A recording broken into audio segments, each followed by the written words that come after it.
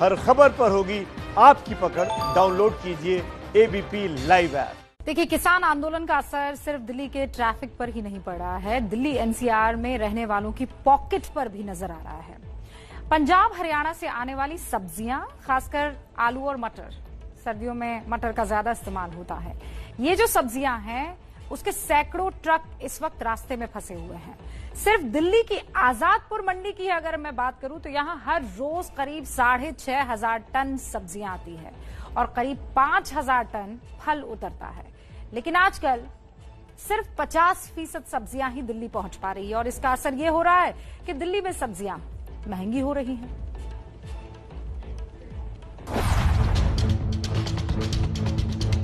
सब्जी महंगी मिल रही है, हाँ, डबल ही हो गई है। घर का बजट बिगड़ गया है। जब तक किसानों का आंदोलन जारी रहेगा तब तक ऐसी स्थिति बनी रहेगी। किसान आंदोलन जो है खत्म हो, ताकि रास्ते साफ हो और अपने टाइम पे सब्जियां आए।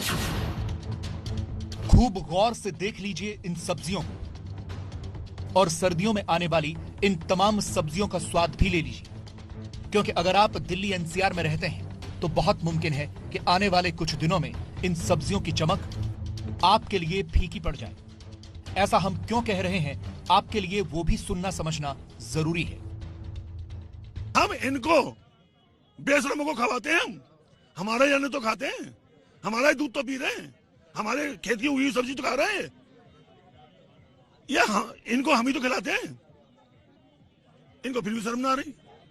हम देखेंगे चारों तरफ के रास्ते बंद करने कि किस तरह से दिल्ली में दूध जाए, किस तरह से सब्जी जाए, क्या करेंगे देख रहे हैं लोग। सुना आपने, किसानों का गुस्सा अब इस कदर चरम पर है कि वो दिल्ली का हर बॉर्डर सील करने की तैयारी में है। लेकिन आज हम आपको ऐसे किसान से मिलवाने जा रहे हैं जो किसान नेताओं से हाथ जोड़कर कह रहे हैं कि यूं ही चलता रहा तो हम बर्बाद हो जाएंगे। इस समय अगर थोड़ी सी ऐसी दिक्कत लंबी चल गई और आजादपुर मंडी में भी दिक्कत आ गई, जैसे 50 पे आ गया था, दोबारा आ गई तो हम तो बर्बाद हो जाएंगे, हम तो सुसाइड कर लेंगे। ये दिल्ली के किसान हैं, नाम है पप्पन सिंह और मशरूम की खेती करते हैं। पप्पन सिंह गहलोत वही किसान हैं जिन्होंने लॉकडाउन के दौरान अपने मजदूरों को फ्लाइट का टिकट कराकर उनके गांव भेजा था।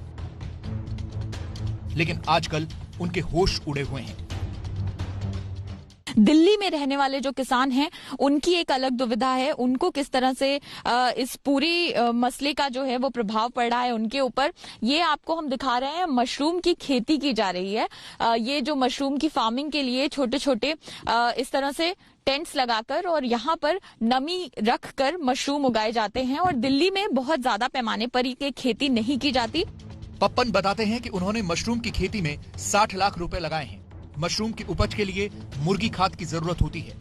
मुर्गी खाद वो हरियाणा से मंगाते हैं, लेकिन खाद मिलने में परेशानी आ रही है। रास्ते बंद होने से उन्हें बीज नहीं मिल रहा।